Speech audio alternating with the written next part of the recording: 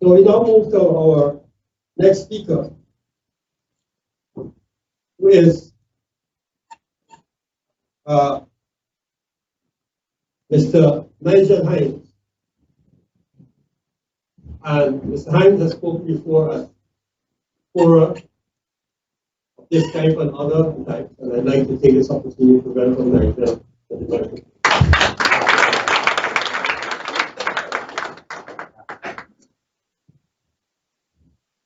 Good evening, one and all. Thank you, Mr. O'D, for organizing the Gaston Ram and former foreigner and former Prime Minister and President, and namesake Samuel Hinds. I thank all of you in the audience for being here. It's always good to be here to speak to the people of Guyana. And easy to some extent, except when you're following in the footsteps of Raven Gaston. When this event was scheduled, the ABC countries, that's America, Britain, and Europe, ABE, had not issued an overdue statement in the government of the Guyana Constitution. They failed to adhere to the decisions and subsequent orders of the Caribbean Court of Justice, and that the breach of the Constitution comes at great cost to us all, the Guyanese people, in which of the Constitution undermines Guyana's institutions, compromises economic opportunities, delays developments, including infrastructure, education, health, and social services. They said it hinders American, UK, and EU in supporting Guyana's developmental needs. Obviously, it's almost like a threat to say, well, if we don't go ahead and have an election soon, they might cut investments and support to Guyana, which is probably needed if an election date is not set soon. They further went on to say that Granger must set the election date immediately.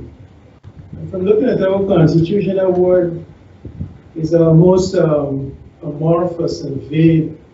Immediately. Many times, when you put it in the context of the Guyana election cycle, or what is required before an election date is set, you find you need probably 30 to 60 days when you look at objections period and the name of the list and all of these things. So, fortunately, we've gotten some lead time, in my opinion, from Justice Claudette Singh, and a lot can be put in place, and I think former President Nigel alluded to this with the overseas observers coming in. And I would differ somewhat from Mr. Gaston. I believe the elections, as all elections have some amount of rigging, but with the fortitude and the commitment of those on the ground, and I've been a review of statement of polls, and I've seen that the PPP has the depth and the resources to have scrutineers virtually across the country. And with a new system in place, which is much different from 1968 and many years thereafter, where you place the results at the place of polling, it is very difficult to rig an election extensively. What one has to be careful of is what's going on with immigration and the multitudes that are coming into our land and being accommodated with voting in mind. Well, we are in a sea of violations, breaches, and destructive behavior brought upon us by the executive branch of the government of Guyana. I can take this opportunity to speak on the meanings of Articles 161, 62, 106, 155, and Article 61. I will not. When I was contacted to make this presentation at this forum, my brain register opened a file on the record-breaking and game-saving partnership between Alvin Calenturan and Clive Lloyd in the 1981 Sheffield match between Guyana and Trinidad. Lloyd was helicoptered from Timeri to join Calenturan at the crease. The score was then 112-6. We were playing against Trinidad. And it was not as catastrophic as our current political dilemma. However, we ascended then with Calenturan scoring 184 and Lloyd making 144 to put Guyana in a winning position. This was in 1981. Many of you are scratching your head at this segue.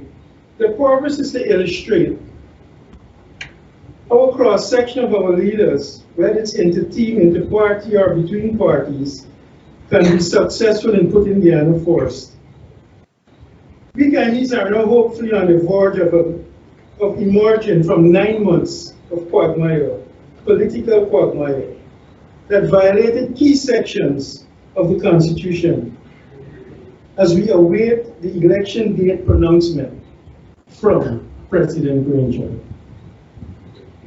I use the term President Granger because I feel that in this climate and what's possible when you have the Attorney General Basil saying they were illegal virtually since the 21st of March. So to me, it doesn't change. The 6 months doesn't change it. Talking about the burden of properties or so, we have to be very careful. And I think, and I'll come to that a little later on, of how we conduct ourselves in the process, which is absolutely necessary. But we have to recognize the demographics and the geography of Guyana and what this section of Guyana means to the people who hold the power. And we don't want our country to go back to the 60s, and I think a lot of some bad stuff happened in the late 90s and also early 2000s. So it's in that context, I think Frederick the Great spoke of this. Even when you're crushing your enemy, you do it in a courteous, graceful manner.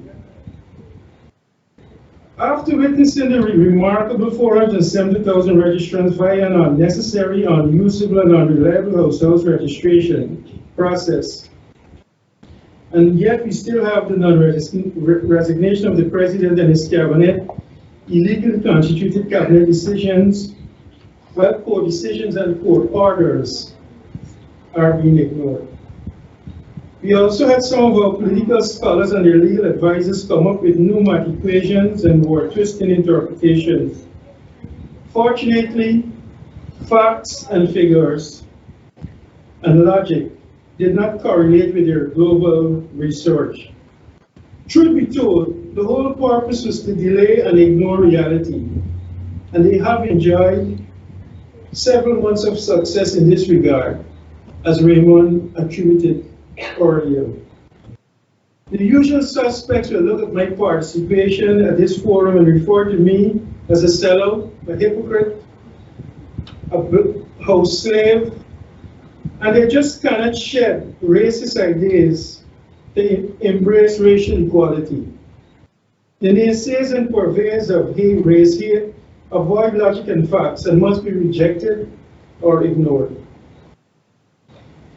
Regarding the no confidence motion and the role played by Sharandas Prasad, there is a specific event that I believe played a role in Mr. Prasad's decision to vote with the opposition, and it is the closure of the sugar estates at Enmore, Skeldon, and Rose Hall in 2017, following the closure of Wales Estate in 2016. I had written a letter that was published in the mainstream media that referenced the termination of workers who were largely from one racial group, and that the action was taken against the recommendation of the commission inquiry appointed by the government of Guyana. Putting those alongside the site of Finance Minister, former Finance Minister Ashley Singh, and former head of NACL, Winston Brassington, in handcuffs, I think this was early this year or late last year, at the magistrate's court, having to go down a shoot, like, common criminals, spoke to the callous and unwarranted charges that have been implemented against ex-government officials. This vendetta and persecution politics really has to stop. And I say this with the belief that this party, the PPPC, and whatever coalition it joins with, if it does at all, should not go forward in the same vein that the PNC came into power with in 2015. It was very destructive and has proven to be so. Then you have the site of, I don't think Minister Rohini had been there, but a number of senior ministers being marched into Igleri to be questioned. I mean, this is backwardness extrapolated. We can't keep going down that road. It will create opportunities for more divisiveness. And clearly that has been the case then, and we should avoid it in the future. The persecution charges, including Pradoville, where you have a former president, Dr. Lumsden, and several other ministers being, if they were, I don't think they were in handcuffs, but they were taken to very to questioning. These are things that for me, I feel a visceral, it's almost tragic to just watch that process, that we, intelligent people on both sides, and yet this is what we've devolved to. Then you have the seizure of the Chedijagan Resort Center, the attempted seizure. So when I put those together, the sugar issues, the Pradoville, the persecuted politics, and this attempted seizure of the Chedijagan Resort Center, those stand out to me as issues that have been very divisive and have caused the coalition to lose whatever credibility they had with votes that may have been considered crossover votes. It's as if they shot themselves in the foot several times. Now I'll come to what I consider a more structural problem that has stymied Guyana before and after independence, where the two major parties, PPPC and PNC, are by and large race-based political parties. And both have failed to allow for broadening of the leadership in a manner that gives comfort to a large cross-section of Guyana.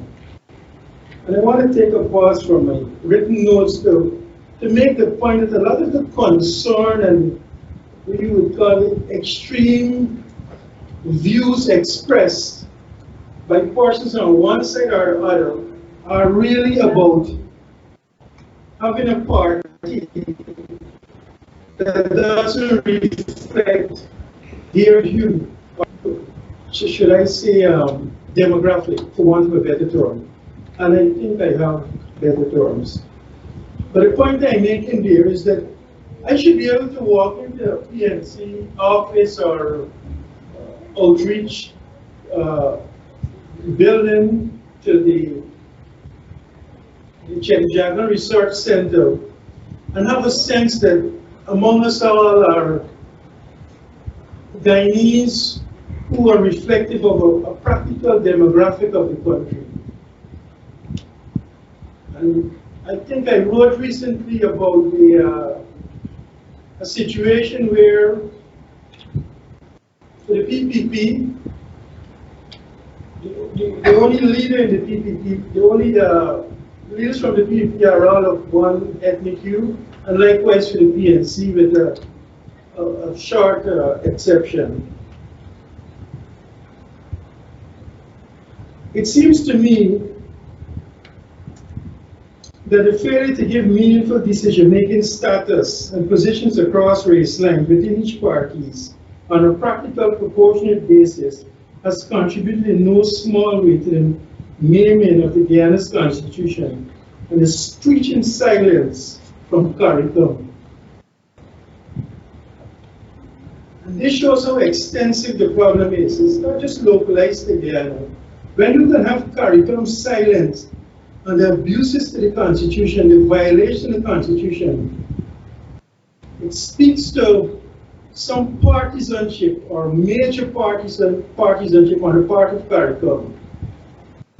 And maybe, as untrue as it is or as true as it is, they are thinking that the PPP is not reaching out enough to their non-traditional base.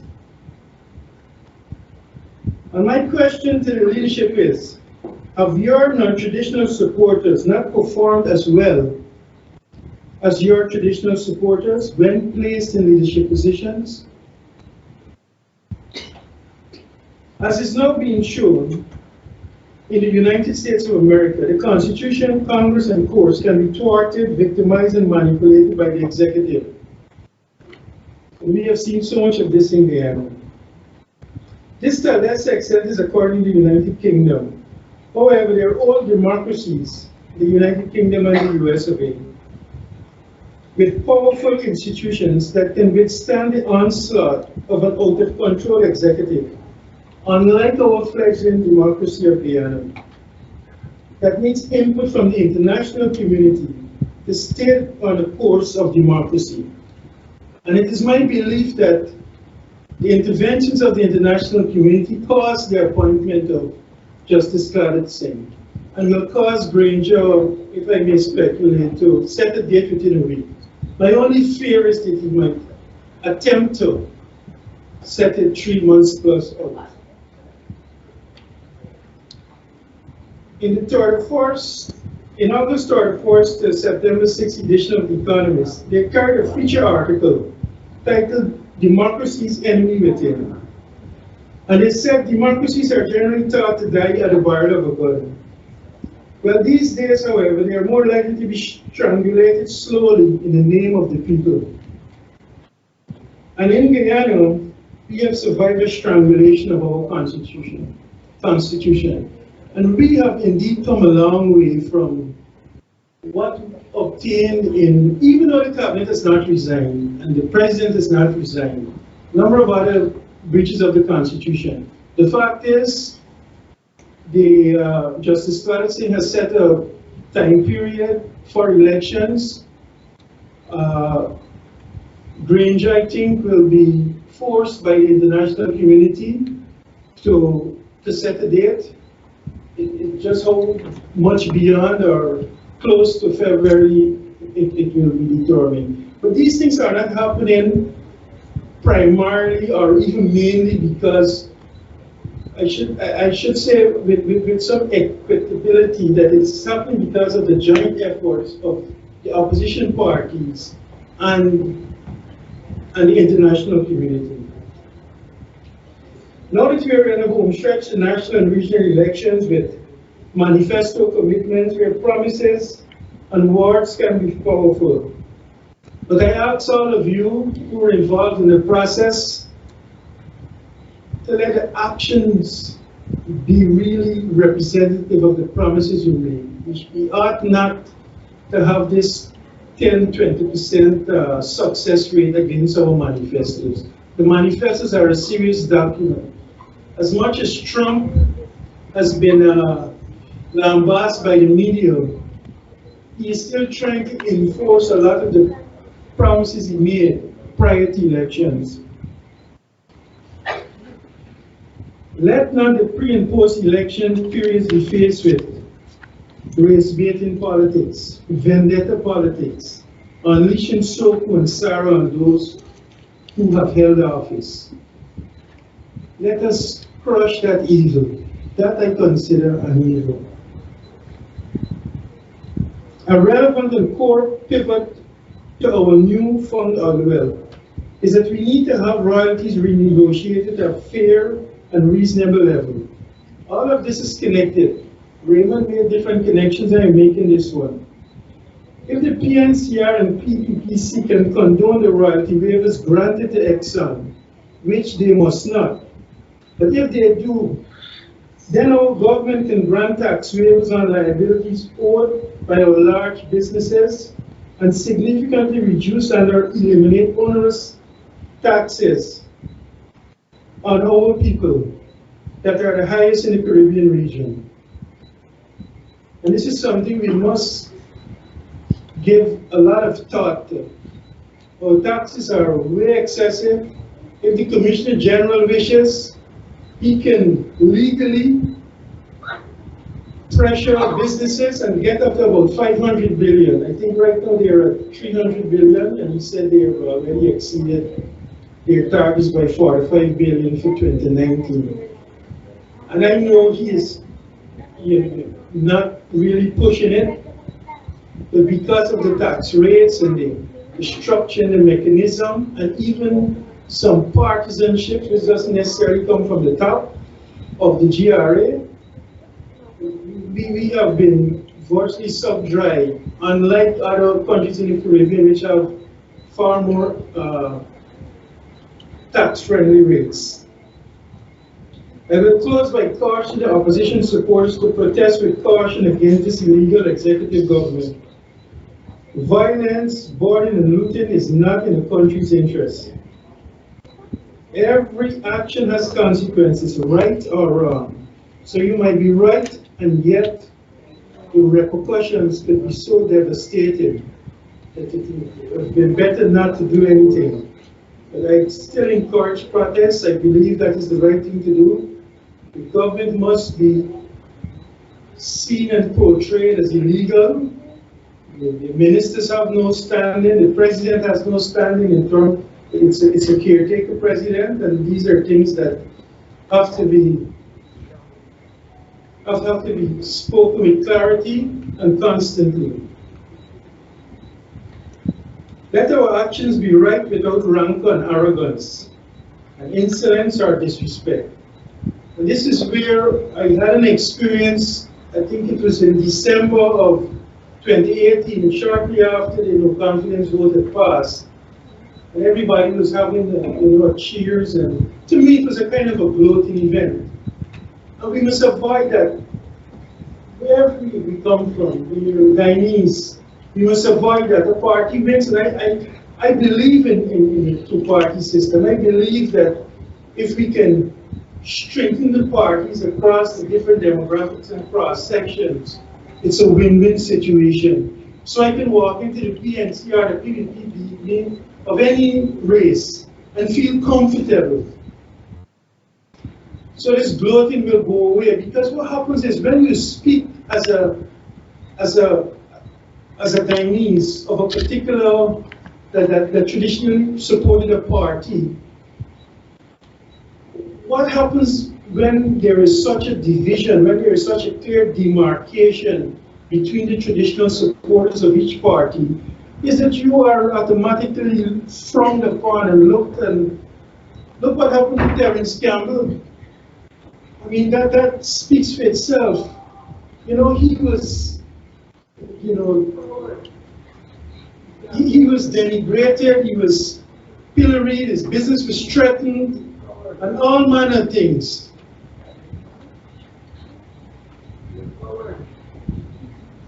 Yeah, but it's easy to become a coward with a gun to your head. Our bigness is in our unity. Our bigness is in our unity, not our numbers. And I want to mention that I'm impressed with the nomination, appointment, and conduct of Justice Clarence Sept. Our management of GTOM has avoided conflict, which could very well have caused a combustion. Prior to her appointment, consider what were the demands of the PNs, what they sold to their supporters about household registration. My only regret on Cadet's pronouncement so far, which I hope will be withdrawn, is this merger of this house to house. But that thing is a monkey business. It's all nonsense. There's no way they can register 470,000 people in 1 month or 1.5 months. You know, they have no electronic record. That has to go. We just have to focus on it. Hopefully she will make that pronouncement, the claims and objection period, and we take it from there. But generally, I have found what she has done. We haven't spoken of the violence. Vermont spoke of the violence that happened in this country. In the 60s, we lost, in the 70s, we lost Rodney and a few others. I think there were the ballot boxes movements where we didn't have to come to the place of poll. Probably that was in the 70s, 73. Well, the 80s, pretty much it was iron fist dictatorship.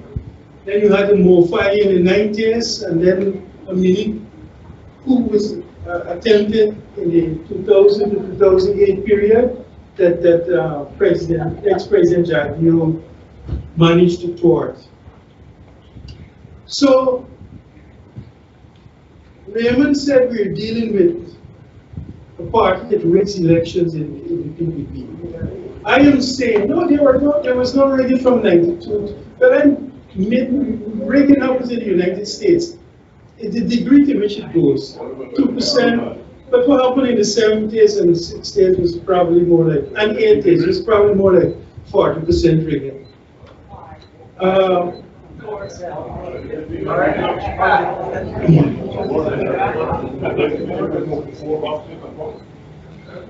It is my belief that constitutional reform is only possible and will be effective when we have credible executive leadership in office, which has been lacking for decades as it relates to constitutional reform.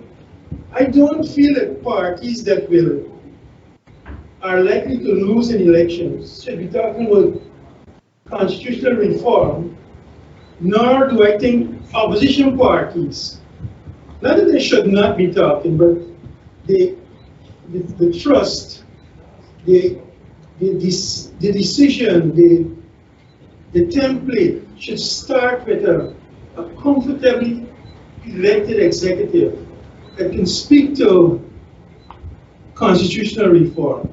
So you have the David Hinds, Lincoln Lewis, Nigel Hughes, and Freddie Kissoon to a lesser extent. And there are many more. I'm trying to balance the names to be frank.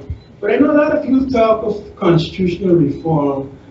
But to me, it will be a newly elected government sitting down with the opposition. They're comfortable in their space. There is no threat of them being voted out. The leadership does what is best for Guyana and for Guyanese. But this clutching at straws, I saw the most crazy article ever from J.K. Lal in yesterday's Gamma. What pardon? G and K. Well, maybe it's J in your language. But the point is, some of his pronouncements were, I questioned his sanity, to be frank. It just, you know what some of them are saying? Let's postpone elections, let's say for 2 years. Have constitutional reform, so that what? And they're also saying, during that period, the current executive will remain in power. And you'll get a Nagamutu type number 2 in the form of, if possible, in the form of Jagdeo or Irfan. We need to have fixed election dates. This is just my 2 pence to the constitutional reform, except in the case of a successful no confidence vote. And JICA must always be in a state of readiness. And I close by saying it is insightful that Justice Claudette Singh said on September 19, 2019, that she focused on all objective factors before informing on the readiness of GCO, our action may well have avoided much violence, even at the expense of an illegal government. Thank you.